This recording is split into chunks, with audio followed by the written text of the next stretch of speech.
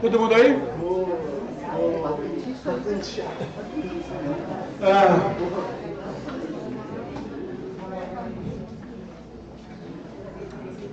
Eu acho que eu vou precisar confessar um pecado para poder continuar. Alguns irmãos estão preocupados comigo, porque você está bem, você está muito agitado, né?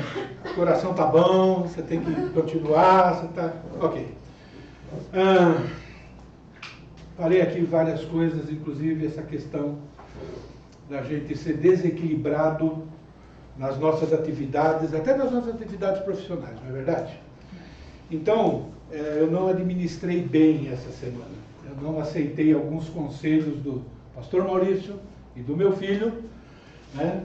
Então, eu tive uma semana assim, fazendo muita coisa do trabalho e muitas coisas, né, físicas, e aí meu corpo agora está sentindo.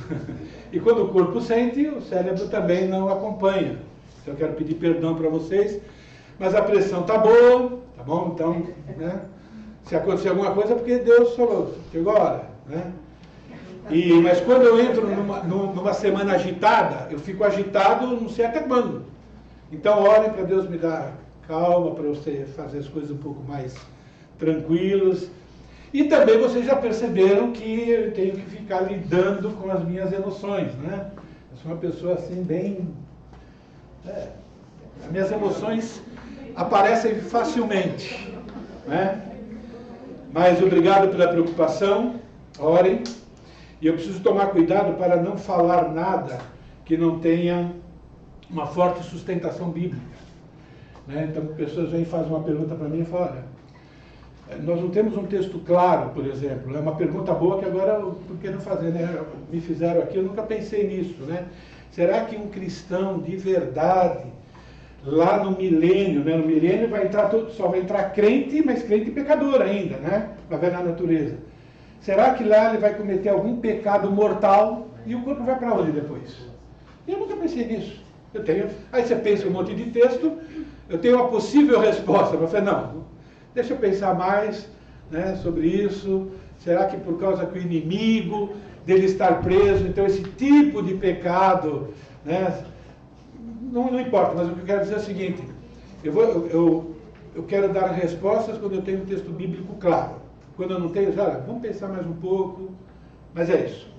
Arrebatamento. Vamos falar sobre o arrebatamento. Então, veja bem, essa parte da apostila, ok?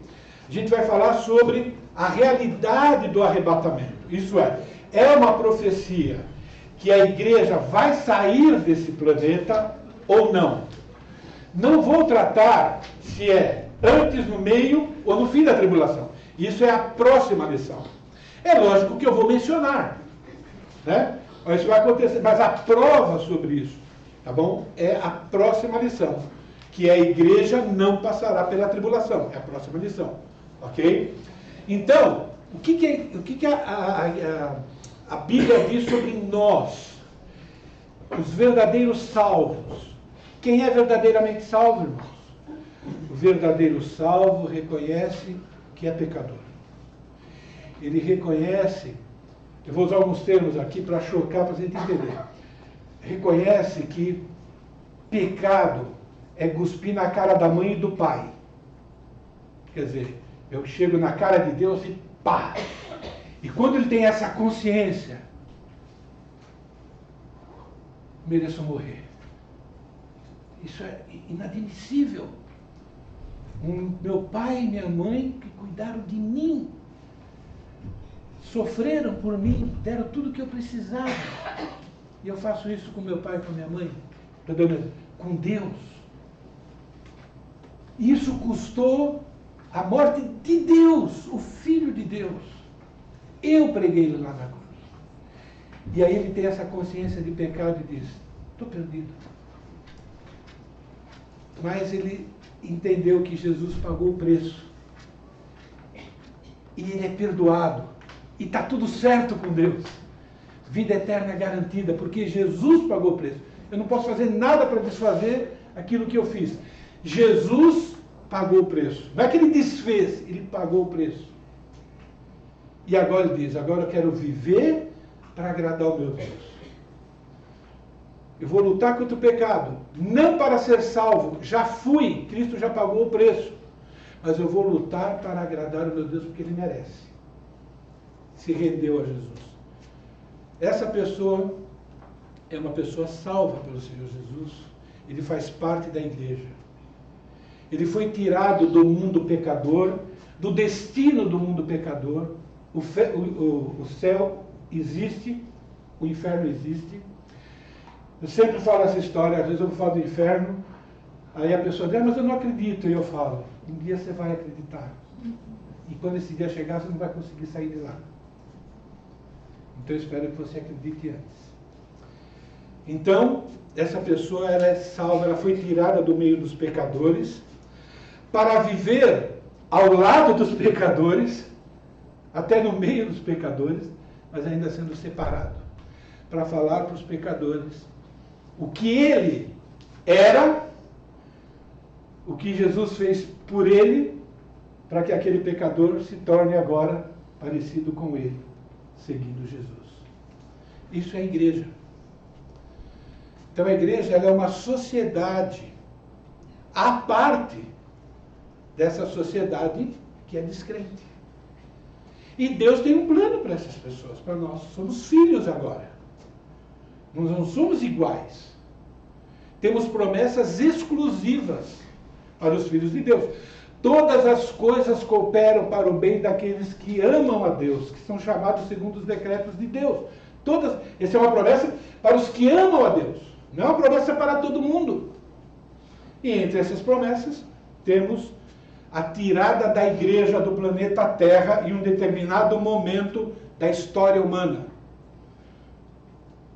Quando a humanidade continua aqui e a igreja sai. Quando isso, nós vamos ver na próxima. Então, o que é a definição, uma das, né? O arrebatamento da igreja será o grande momento em que o Senhor Jesus virá buscar todos os verdadeiros salvos que estão aqui na terra, resgatando-os antes do Apocalipse. Ok?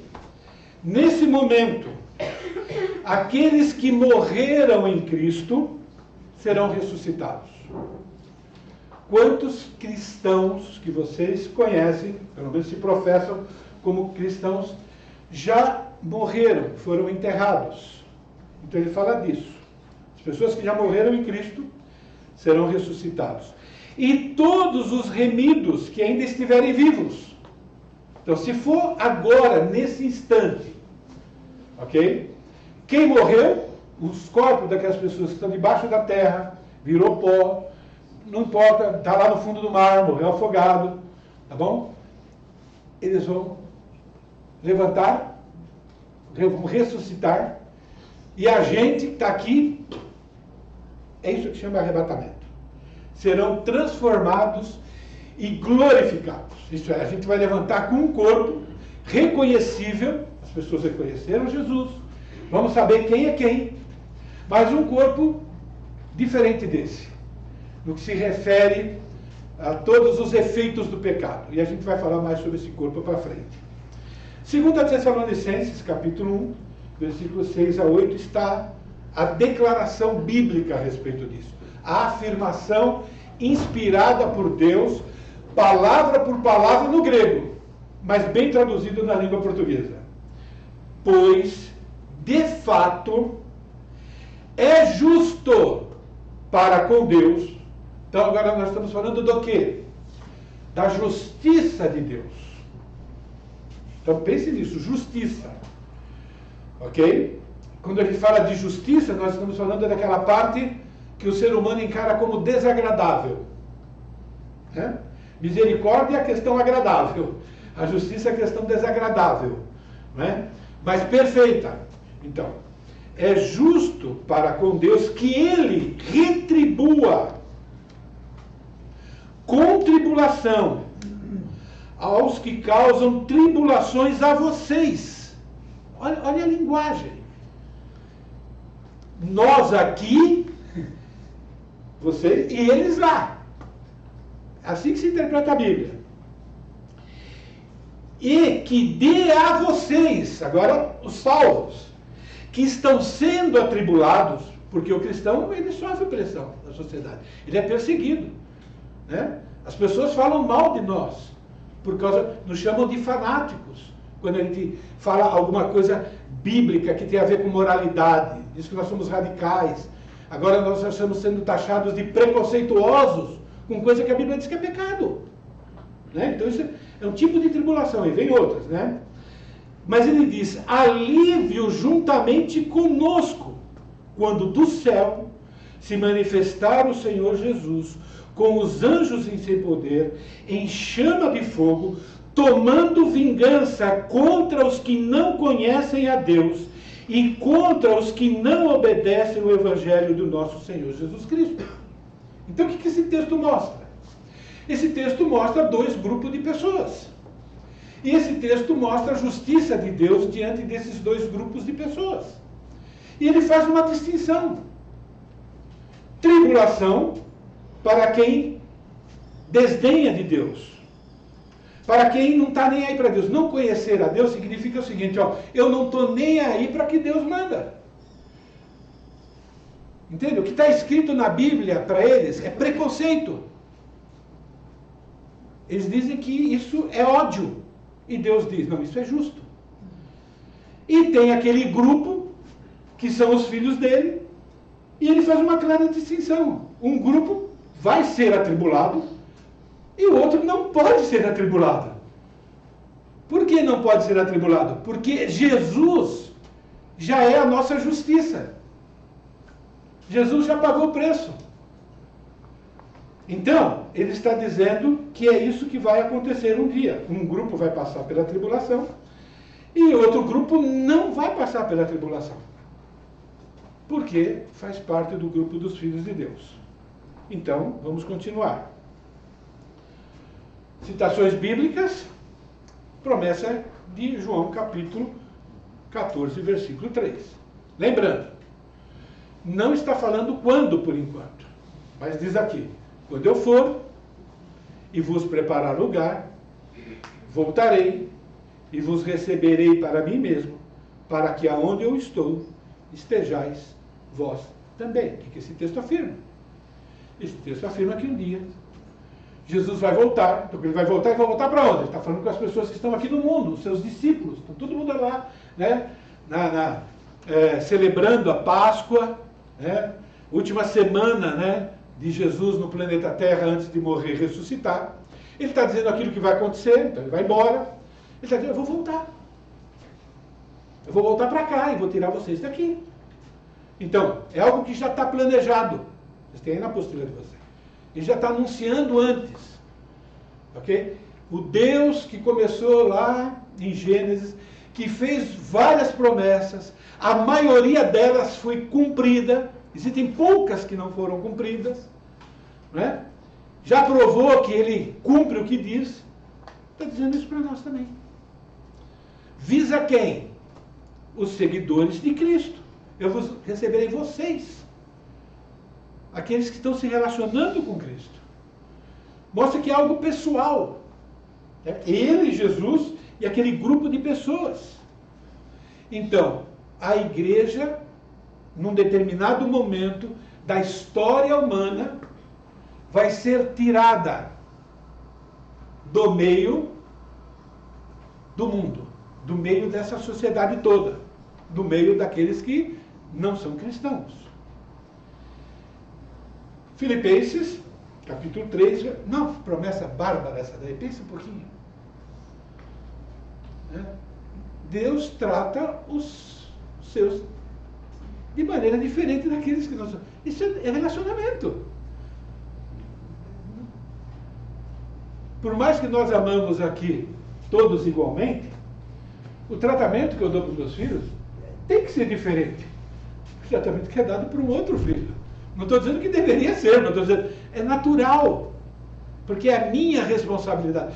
Eu tenho uma responsabilidade, por exemplo, com o Jean e com a Giovana, que é exclusivamente minha e de Deus, não é de vocês. Vocês têm uma responsabilidade para com eles diferente da minha. Isso é natural. Entende? E com Deus é a mesma coisa. Lembra a razão da nossa existência? Nós existimos para glorificar a Deus. Isso é, eu tenho um Pai. Esse Pai é maravilhoso. Estou glorificando a Deus. E desfrutar do quê? Gozar, né? Ter prazer nesse relacionamento, naquilo que Ele me dá, naquilo que Ele faz para mim. Essa verdade vai percorrer a vida cristã. Então é isso. Pois a nossa pátria está nos céus, de onde também aguardamos o Salvador Jesus Cristo. Então, o nosso lugar é chamado de céu. Quando a gente fala de céu, você sabe que existem vários céus, mas ele está dizendo qualidade de vida. O céu aqui não elimina, não está falando do local, está falando da qualidade de vida. Ele está dizendo o seguinte, ó, a terra, depois que entrou o pecado, ok? Ela está manchada pelo pecado. Então, esse estilo de vida que acontece aqui na terra, todos os efeitos do pecado, não é para nós, não é um lugar onde a gente vai morar. A gente vai morar num lugar caracterizado pelo céu. Mas, e aí ele vai mostrando, né, que o céu, na verdade, vai ser lá na frente, novos céus e nova terra, um novo lugar. Então ele vai desfazer o que o diabo fez e depois vai refazer o Éden. É isso. Ok? Hebreus. Eita. Estava lá já? Tá. Hebreus 9. Assim também Cristo, tendo-se oferecido uma vez para sempre para tirar os pecados de muitos. Então, Jesus veio aqui. Ok? A vinda dele, física, a primeira e principal função, ministério, resultado é isso. Ele veio para tirar o pecado, ele veio para perdoar o pecado, ele veio para pagar o preço do pecado, da nossa ofensa para com Deus. Isso vai acontecer só uma vez. Né? Não vai acontecer de novo, porque quando ele vier de novo já não é mais para isso, é para reinar. Aparecerá segunda vez sem pecado aos que aguardam para a salvação. Aparecer a segunda vez sem pecado não significa, cuidado com a interpretação, né, que Jesus veio a primeira vez para pecado, com pecado. Não. Ele veio a primeira vez para fazer expiação pelo pecado. E já fez isso definitivamente. Agora ele não vem mais para pagar o preço do pecado, porque o preço do pecado já foi pago. Já está feito, ele não precisa morrer uma segunda vez, não precisa morrer uma terceira vez, ele não precisa provar de novo, né? Ele não precisa passar por aquilo de novo. Então, a segunda vez agora é para outra coisa, que tem a ver com o seu reino. Completar, né, a segunda parte do ministério dele. Jesus é profeta, sacerdote e rei. Interessante. Profeta a gente interpreta literalmente. Sacerdote, interceder literalmente. Agora rei não é mais literalmente. Eu não entendo isso. Não, agora é espiritual. Não. Só fica isso na mente e vai pensando só. Só é uma lógica bíblica. Então, Cristo vai levar os crentes para si. Ele vai fazer isso. Faz parte de um plano. É muito importante nós fazermos essa distinção. Ok? Arrebatamento e revelação. Na verdade, tanto o arrebatamento como a revelação vai revelar para nós, vai mostrar algo para nós, né? Vai ficar evidente algo para nós. Mas existem, vamos dizer, existem duas vindas do Senhor Jesus Cristo pela segunda vez. Ok? Então, o arrebatamento é esse número 2 que está aí. Tá bom? Então, você vai ver aqui, ó. Existe arrebatamento, baseado nesse texto, quando Cristo vem para buscar a igreja. E ele vai vir, e esse encontro a gente vai ver, né, vai ser aqui nos ares, não vai ser uma revelação para o mundo, porque o mundo não vai ver Jesus.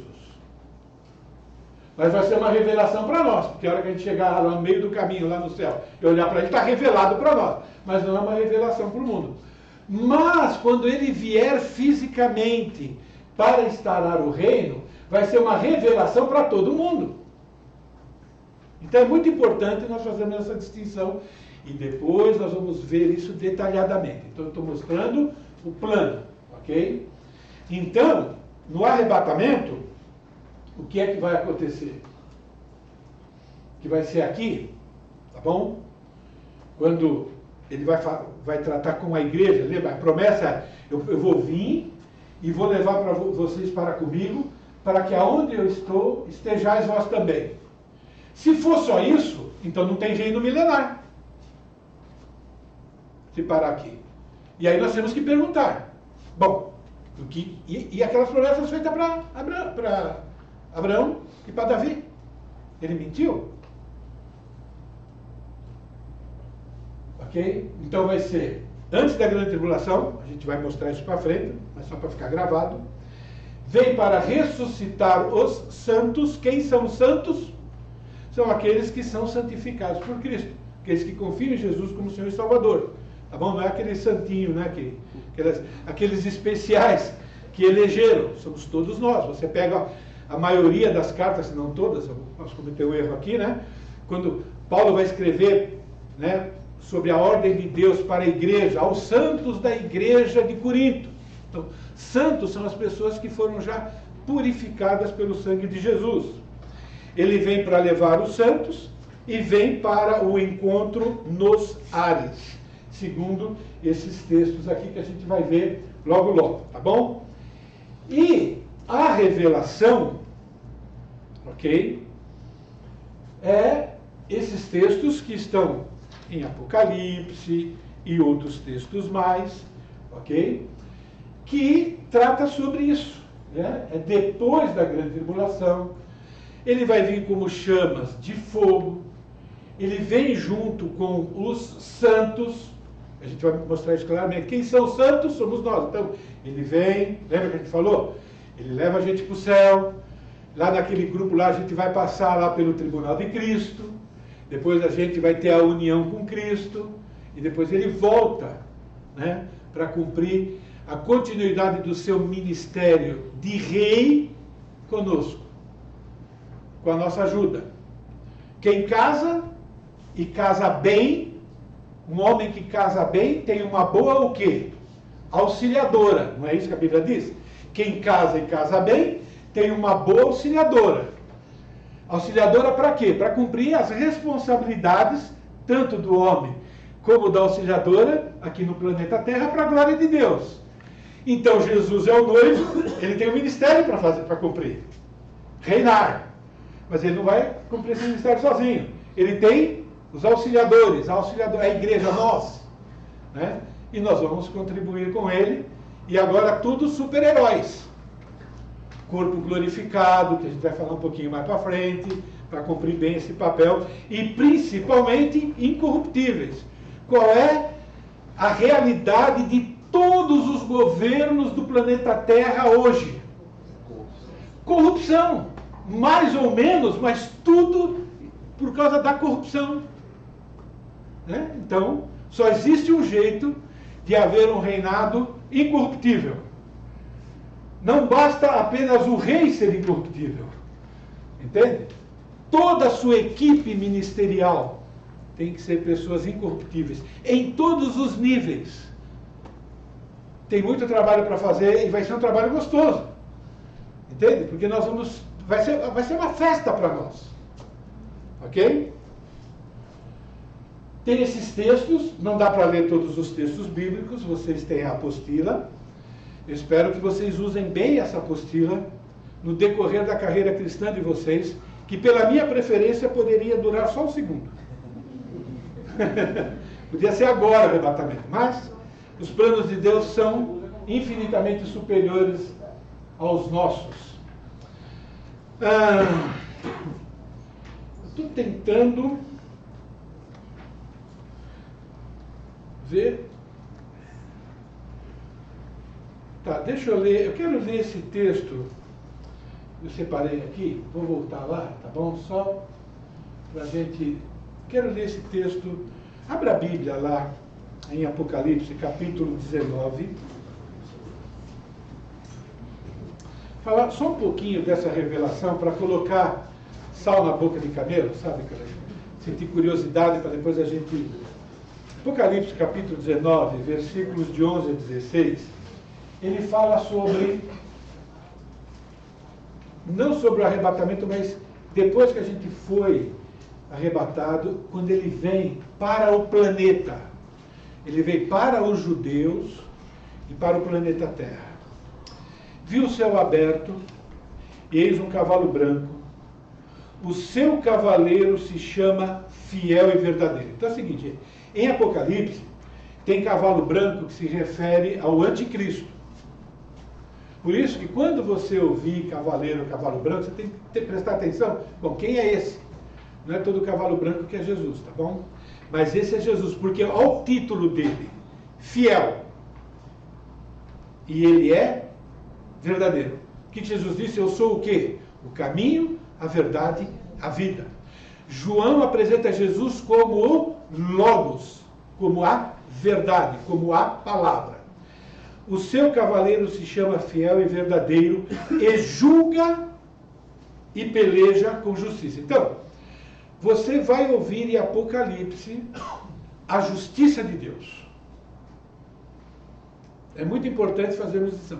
E justiça de Deus, é muito importante que a gente entenda que é vingança amorosa pelo justo. Nós vivemos numa sociedade em que o bandido é protegido.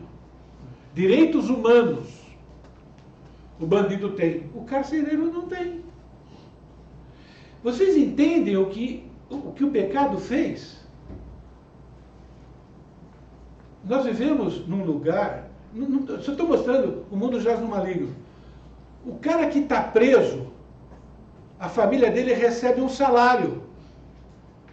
E tem mendigos na rua que não recebem nada.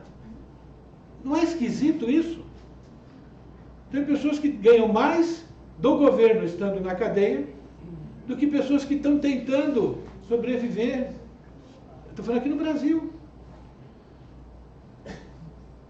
O amor é demonstrado de que forma e para quem? Então é muito importante que vocês entendam que a Bíblia usa uma figura de linguagem que para nós aparentemente é negativo. Né? A vingança pertence ao Senhor. E quando a gente pensa em vingança, a gente pensa em algo negativo. Mas quando Deus se apresenta como vingador, você tem que dizer o seguinte, ele está fazendo aquilo que é justo. Ele está demonstrando amor por aquilo que é correto e ódio por aquilo que é errado. E tem que ser assim mesmo. Não é? Então, o livro de Apocalipse foi escrito para isso. E a Bíblia diz que isso traz alegria e felicidade para quem é salvo de verdade. A ação do Espírito Santo.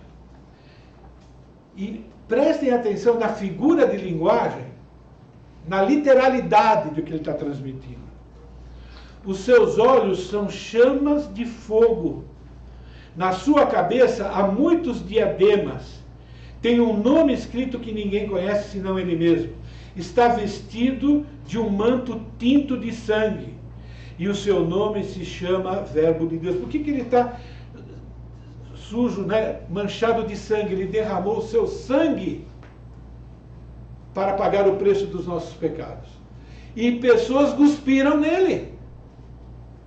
E agora ele vai, né, tratar essas pessoas com justiça. Seguiam-no os exércitos que há no céu, montados em cavalos brancos, com vestidura de linhos finíssimos, branco e puro. Sai da sua boca uma espada afiada, para com ela ferir as nações, e ele mesmo as regerá. Ele vai reger. Literal. Não é? Ok? Com cetro de ferro. Por isso que as pessoas vão dizer que Jesus é um ditador. Não, e é mesmo. Qual é o problema? Um ditador perfeito. Ele é soberano. Ele é o ditador, é o melhor que tem. Ele pode dizer, isso está certo, isso está errado. Eu garanto o resultado para vocês. Eu amo uma ditadura que dê para o ser humano tudo aquilo que ele precisa. Por que não? Não que ele quer. O problema contra a ditadura é porque o ser humano quer viver do jeito dele. Agora, existe ditadura perversa, é lógico. O diabo é um ditador perverso. E é o seguinte, só existem esses dois reinos. Não pense que o homem não tem liberdade não, gente. O homem é escravo. Ou ele é escravo da justiça, ou ele é escravo da injustiça. Ou ele é servo de Deus, ou ele é servo do diabo. O mundo diz que só existem duas categorias de pessoas. Os filhos de Deus e os filhos do diabo. Não fiquem ofendidos, é Deus que falou. Ou você está seguindo a Deus, ou você está seguindo o diabo. Não tem conversa.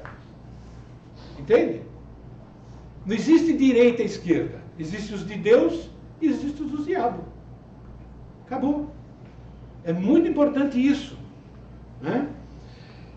Ele vai ferir as nações, porque as nações estão rejeitando. Ok? Vai pisar o lagar do vinho do furor da ira do Deus Todo-Poderoso. As pessoas podem chamar Deus do que quiser.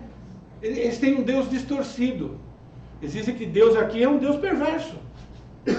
Então é perversidade alguém entrar na sua casa, estuprar seus filhos, maltratar sua esposa e alguém aplicar a pena de morte neles. Isso é justo. Não é? Tem em seu manto e em sua coxa um nome escrito. Qual é o nome? Rei dos reis, Senhor dos senhores. Ele vem para ser o rei do mundo. O melhor reino que pode existir no planeta Terra. Perfeito. Ok? Então, isso bate com Tessalonicenses. Tessalonicenses 1:8 vem como chama de fogo. Veja como a Bíblia, né? Tessalonicenses escrito no ano 55, 56 depois de Cristo, Apocalipse escrito no ano 100, né? Em chama de fogo, Apocalipse, Tessalonicenses 1:8 diz, tomando vingança contra os que não conhecem a Deus. O problema é esse. Não conhecer a Deus é não reconhecer Deus como seu Criador e o seu benfeitor. É isso. Contra os que não obedecem o Evangelho do Senhor Jesus. Contra aqueles que pegam a Bíblia e dizem, isso aqui não é para... Isso aqui é radicalismo. Né? Isso aqui é ruim. Isso aqui é preconceituoso. Tá bom. Então, eu não quero esse Deus. Tá bom, então você vai ficar com outro Deus. Esse Deus vai morar num lugar, o outro Deus vai morar no outro. Você vai com ele. Você escolheu. Quanto a esses, Judas 14, foi que também profetizou Enoque, Antigo Testamento, o sétimo depois de Adão. Eis que veio o Senhor entre as suas miríades. Judas cita algo lá de Gênesis, diz que já Enoque já pregava isso para a humanidade lá. Apocalipse 26, capítulo 20, versículo 6. Bem-aventurado e santo é aquele que tem parte na primeira ressurreição. Sobre esses a segunda morte não tem autoridade. Pelo contrário, serão sacerdotes de Deus e de Cristo e reinarão com ele por 1000 anos. Porque em Apocalipse nós temos essas duas informações. Uma informação de um reino de 1000 anos, está lá em Apocalipse. E depois desse reino, ele diz, agora depois tem um reino eterno. Ele faz uma distinção. Entende? Então, existe um reino para cumprir a promessa feita para Davi e para Abraão. Mas existe um reino também que não é deste mundo, mas o primeiro precisa ser cumprido. Não é deste mundo, não significa que não é neste mundo. Não é da categoria deste mundo, manchado pelo pecado, mas é um reino que depois vai ter uma continuidade eterna, que o reino milenar entra só crente, pecador, o corpo ainda não está glorificado, e depois o reino eterno, sim, só corpo glorificado, e aí o pecado nunca mais vai acontecer. Mas temos as duas informações. Um reino de 1000 anos, e depois o próprio livro apresenta um outro reino. Novos céus e nova terra. Por quê? É muito importante a gente entender isso. Então, o trecho clássico do arrebatamento é esse, é aquele que traz uma boa quantidade de informação. Temos 1 Coríntios também. Vamos ler esse daí. 1 Tessalonicenses, capítulo... Alguém apontou... Eu passei da hora? Não. Foi da outra vez, né? Deu 8 minutos ainda. Tá bom. Então, vamos ler o texto. Vamos ver onde ele vai até aqui. Temos aqui uma igreja preocupada com isso. Eles ouviram essa doutrina. Uma igreja igualzinha à nossa. Um monte de dúvida. Eu acredito, mas eu não sei se eu entendi direito. Né? E Deus sabendo disso. Inspirou o apóstolo Paulo. Vocês lembram o que significa inspiração, não é? Nós acreditamos que a Bíblia original, escrita na língua grega, naquele contexto, cada palavra, cada letra, foi gerenciada pelo Espírito Santo, de tal maneira que a pessoa era incapaz de cometer qualquer tipo de erro. Qualquer tipo de erro. Respeitando a cultura da pessoa que estava escrevendo. Respeitando o vocabulário que ela tinha. Mas foram escolhidas as palavras perfeitas. Ok? Então, a Bíblia original em grego, ela é inspirada por Deus. Essa Bíblia, ela não existe mais. O tempo e assim por diante. Mas o que aconteceu? Foram feitas milhares de cópias ao longo dos anos. E Deus, milagrosamente, preservou cópias. Então você pega uma cópia do 2º século e compara com uma cópia do 8º século, e incrível! Igualzinho. Entende? Isso prova para nós que ele preservou. É lógico que quando vem a tradução, aí a gente precisa tomar um pouco mais de cuidado. Ainda mais agora que as pessoas estão muito mais preocupadas, vamos dizer assim, em facilitar uma certa compreensão das Escrituras e às vezes sacrificando a interpretação correta. Porque a gente vive num mundo muito preguiçoso hoje, né? De sentar, de estudar, de dar atenção, né? Então, e esse é o papel do diabo mesmo, né? Ele quer afastar a gente o máximo que a gente pode, né, da verdade genuína. Por isso que a gente precisa tomar muito cuidado com todo tipo de versão. Mas hoje é possível você saber a palavra exata que estava no texto original. É muito importante saber disso. Então, a Bíblia inspirada está entre nós. Então, vamos voltar aqui porque é importante. Não queremos, irmãos, porém, que sejam ignorantes com respeito aos que dormem. Então, aos que dormem é uma expressão usada exclusivamente para cristãos, para salvos que morreram. Por quê? Porque mostra que, em relação ao corpo, é algo temporário. Todo mundo que foi dormir ontem tinha esperança de acordar hoje. Porque o sono é temporário. Eu vou dormir e vou acordar. Então ele está dizendo que o salvo em Cristo, quando o corpo foi enterrado, é temporário. Aquele corpo vai ressuscitar. Temos que fazer distinção da ressurreição do corpo e o que acontece com a alma da pessoa quando ela morre. Então Deus, preciso falar aqui só para esclarecer. A Bíblia diz que quando o corpo morre, o corpo vai ser enterrado e ele vai ficar lá. Esse corpo, ele está lá porque o diabo tentou frustrar o plano de Deus. Quando Deus disse para Adão que eu criei você para você não morrer, nem fisicamente, nem espiritualmente, nem emocionalmente. O diabo falou, vou estragar esse plano. Mas Deus falou para ele, o dia que você obedecer o diabo, você vai morrer, fisicamente falando. E aí Deus está dizendo, eu vou cumprir essa promessa, Mas tem uma coisa, isso aqui não é definitivo. Esse corpo aqui, nem esse o diabo vai ganhar. Um dia eu vou levantar ele. Por isso que é o que dorme. Essa mesma Bíblia diz que quando uma pessoa morre, a parte imortal dela, que está dentro do corpo, instantaneamente vai para a presença do Senhor. Nós não sabemos como. Ele vai na presença do Senhor, as pessoas dizem que é um corpo temporário. Eu não vou entrar nesse mérito, porque a Bíblia não diz. A Bíblia só faz uma afirmação seguinte, ó. Hoje mesmo você vai estar comigo no paraíso. E estar comigo no paraíso é se relacionar. Então as pessoas que são crentes hoje, a irmãzinha Deus preservou, que bom, né, irmãzinha? Mas ela tinha certeza que a hora que a chama dela aqui nesse mundo se apagaria, instantaneamente ela ia ver Jesus. Ia começar uma nova vida lá. Nós só não temos informações detalhadas sobre como é esse período. Então, o cristão, quando morre, ele vai direto para onde está Jesus. E lá continua uma vida. Esperando o corpo glorificado. E para ele não tem problema, é a melhor vida do mundo ainda. Tá bom? Então vamos voltar para cá, porque é muito importante isso.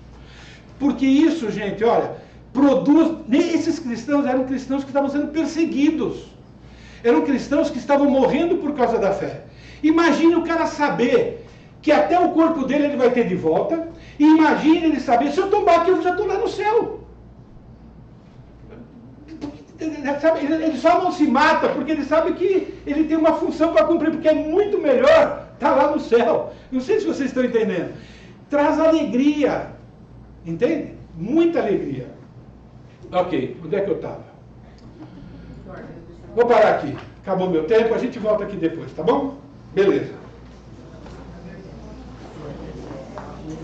Obrigado.